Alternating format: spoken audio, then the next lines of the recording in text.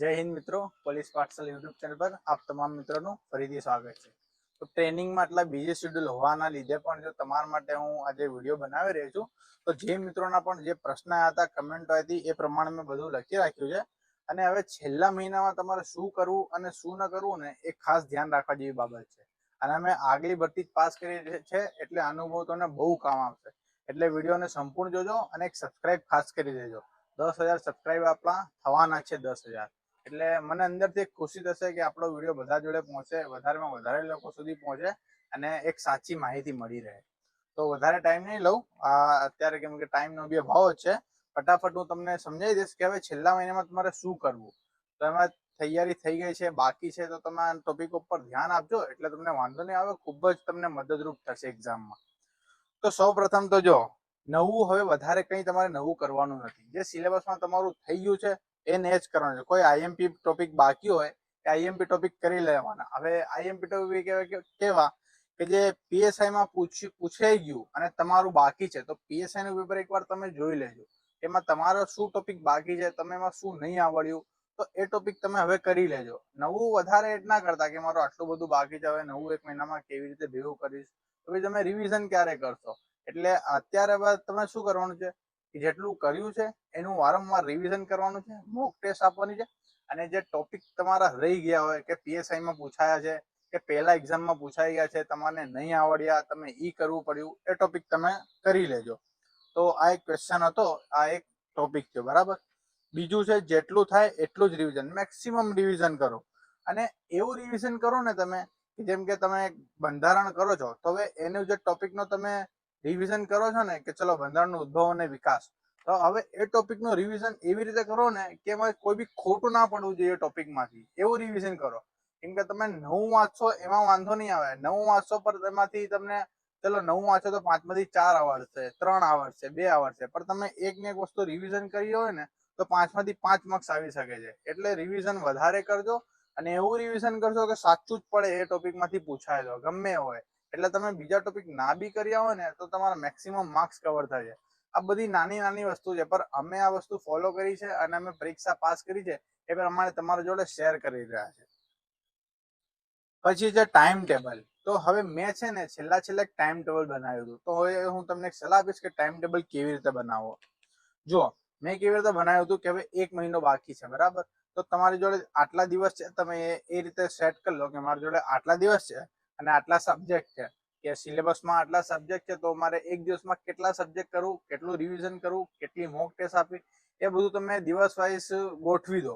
જેમ કે મેં કેવી રીતે કર્યું હતું કે એક દિવસ ગણિત આખું, તો એ દિવસ ગણિત જ કરવાનું, એનું જ રિવિઝન, એની જ મોક ટેસ્ટ, બીજા દિવસે રીઝનિંગ, ત્રીજા દિવસે ગુજરાતી, ચોથા દિવસે બંધારણ, 5મા દિવસે ઇતિહાસ, ભૂગોળ, એવી રીતે તમે દિવસ વાઇઝ ગોઠવી દો। તો શું થશે કે તમારું રિવિઝન સંપૂર્ણ થઈ જ જશે, કંઈ પણ બાકી નહીં રહે। પણ તમે આવી રીતે ટાઈમ ટેબલ નહીં બનાવો ને તો કેવું થશે ખબર હે, એક્ઝામની ડેટ આવી જશે અને તમે પછી એન્ઝાયટી થશે કે મારું આ બાકી છે, પેલું બાકી છે, પેલું બાકી છે। તો અત્યારથી જ તમારે જે નવું છે એ બધું બંધ કરો અને દિવસ વાઇઝ તમે શેડ્યુલ ગોઠવો કે આ દિવસે મને આ સબ્જેક્ટ કરવું છે, આ દિવસે આ કરવું છે। તમારું મેક્સિમમ જેટલું થાય ને 1 વાર, 2 વાર, 3 વાર એટલું રિવિઝન કરજો, કેમ કે છેલ્લે રિવિઝન જ તમને કામ આવશે। તમે ભલે 1 વર્ષથી તૈયારી કરતા હો, તમે જેટલું બી ભણેલું હશે ને એ તમને યાદ નહીં આવે જો તમે રિવિઝન નહીં કર્યું હોય। પણ તમે 1 વર્ષ પહેલા બી ભણ્યું હોય અને 1 વાર તમે અત્યારે ખાલી રિવિઝન કરશો, 2 વાર કરશો ને, એટલે પરીક્ષામાં તરત તમને ટીક થશે કે હા મેં આ વાંચ્યું છું। કેમ કે એમાં કેવું થાય, આપણું જે સબકોન્શિયસ માઇન્ડ હોય ને એમાં બધી વસ્તુ સ્ટોર હોય। તમને એવું થાય કે મને યાદ નથી, પણ તમે એનું રિવિઝન કરો અને પછી કોઈ બી ટેસ્ટ આપો ને તો તમને આરામથી એ પ્રશ્ન આવડી જાય। એટલે ખાસ ટાઈમ ટેબલ બનાવજો, ડે વાઇઝ જ રિવિઝન અને મોક ટેસ્ટ વાઇઝ, કે મને આ દિવસ આનું રિવિઝન, આ દિવસ આની મોક ટેસ્ટ, અને એવી રીતે કરવાનું છે। પછી છે છેલ્લા સમયે નેગેટિવ વિચારથી દૂર રહેવું। મિત્રો આ નાની નાની વસ્તુ છે, પણ ખાસ યાદ રાખજો, તમારી આજુબાજુ ઘણા એવા હશે કે હવે તો 1 મહિનો જ બાકી છે, હવે તો ના કરાય, આપણાથી 1 મહિનામાં પરીક્ષા પાસ ના થાય, 2 મહિનામાં ના થાય, આપણે તો રનિંગ પછી તૈયારી શરૂ કરી છે।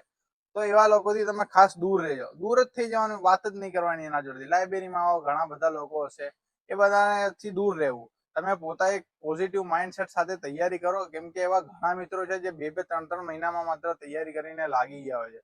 અહીંયા અમારા ટ્રેનિંગમાં ઘણા એવા દાખલા છે જેને રનિંગ પછી તૈયારી કરી અને લાગી ગયા છે। એટલે નેગેટિવ વિચારોથી એકદમ જ દૂર રહેવું, એવા લોકો જોડે વાત જ નહીં કરવાની, લાઇબ્રેરીમાં દૂર જ રહેવાનું. જે લોકો પોઝિટિવ હોય અને એક તમને લાગતું હોય કે હા આ માણસ જોડે પોઝિટિવ વાઇબ્સ આવે છે, એના જોડે જ રહેવાનું. એટલે નેગેટિવ વાતોથી દૂર રહેવું. પછી છે બીજો, પૂરતો આરામ કરવો.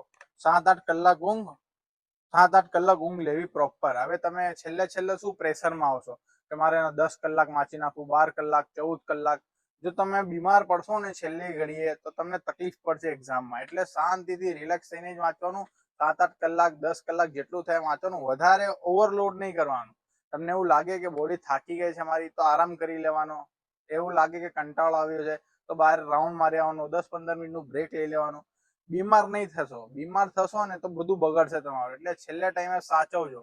અમે આટલી બધી તૈયારી કરી, એ બધાનું હવે તમારે ફળ લેવાનું છે. 1 મહિનો જ બાકી છે, એટલે એકદમ સાવચેતી, શાંતિથી, એકદમ માઇન્ડને રિલેક્સ થઈને તૈયારી કરવાની. કોઈ પણ વધારે ઉતાવળ કરવાની નથી અને કોઈ બી પ્રેશરમાં નથી આવવાનું. પછી તમને કોઈ પણ ડાઉટ હોય તો મને કોમેન્ટ કરી શકો છો. અને તમે જે કંઈ પણ તમારા પ્રશ્નો હોય એ મને ટેલિગ્રામમાં બી મેસેજ કરી શકો છો, કાં તો ઇન્સ્ટાગ્રામમાં બી આપણે લિંક મૂકી છે, એ લિંકમાં પણ તમે મેસેજ કરી શકો છો. અને એક પેલું રહી ગયું કે મોક ટેસ્ટનું, જે મેં કીધું ને તમને કે મોક ટેસ્ટ ક્યાંથી આપવી, તો બહુ બધા જણના મેસેજ આવે કે તમે કઈ મોક ટેસ્ટ આપી હતી, ક્યાંથી મોક ટેસ્ટ આપી હતી, મોક ટેસ્ટ કેવી રીતે આપ્યો. તો હું તમને એક ઓવરવ્યુ આપી દઉં. મેં 3 એકેડમીની મોક ટેસ્ટ આપી હતી, મોસ્ટ ઓફ. એક ધ્યેય લાઈવ, એક કિસ્વા અને વેબ સંકુલ. આ 3 એકેડમીની તમે મલ્ટિપલ મોક ટેસ્ટ આપજો. કેમ કે તમે અલગ અલગ એકેડમીની મોક ટેસ્ટ આપજો ને એટલો ફાયદો થશે. કેમ કે બધા એકેડમી વાળા પોતપોતાની રીતે મોક ટેસ્ટ બનાવતા હોય છે, કે કોઈ અઘરી બનાવતા. જેમ કે જો જે ધ્યેય લાઈવની મોક ટેસ્ટ હોય છે ને, એ એકદમ એવરેજ હોય છે, અને જે પેપર પરીક્ષામાં પૂછાય છે ને એવું હોય છે. કિસ્વાની થોડી હાર્ડ હોય છે, વેબ સંકુલની મીડિયમ હોય છે. તો પેપર આવશે ને તો તમે બધી મોક ટેસ્ટ આપી હશે ને તો તમે પેપર જોઈને જ ખબર પડી જશે કે આ હાર્ડ છે, આ ઈઝી છે, આ પ્રશ્ન મારે છોડવા જેવો છે, આ કરવા જેવો છે. એટલે અલગ અલગ એકેડમીની મોક ટેસ્ટ આપજો. મેં નામ કીધા ને એની બી તમે આપી શકો છો. અને બીજું એક મેથ રીઝનિંગની મોક ટેસ્ટ બકુલ પટેલ સરની ખાસ આપજો. એ 4 કે 5 ગયા વખતે, હા પીએસઆઈ માટે 5 અને કોન્સ્ટેબલ માટે 5 બહાર પાડી હતી. આ વખતે બી 5 જેવી મોક ટેસ્ટ બહાર પાડશે જ. તો મેથ રીઝનિંગ માટે એમની મોક ટેસ્ટ ખાસ આપજો. મોક ટેસ્ટનો બહુ ફાયદો છે. જો મોક ટેસ્ટથી શું ફાયદો છે હું તમને સમજાવું. જેમ કે તમે મોક ટેસ્ટ આપવા બેઠા, એમાં તમને 1 પ્રશ્ન ના આવડ્યો, 2 પ્રશ્ન ના આવડ્યા, ઈ કર્યું, તો તમને ખબર પડશે કે મારા કયા ટોપિક બાકી છે, મેં કયું ઈ કર્યું છે, મારે હજી કયા ટોપિક તૈયાર કરવાના છે, અને કેવા પ્રશ્નો પૂછાય તો ઈ કરવા, એ તમને ખાસ શીખવા મળશે. અને એમાં જે તમારું ખોટું પડશે ને, તો એ જો પરીક્ષામાં પૂછાઈ ગયું ને તો એ તમારું માર્ક્સ નહીં જાય. મોક ટેસ્ટથી તમારા માર્ક્સ વધશે પરીક્ષામાં. એટલે એ ખાસ ધ્યાન આપજો.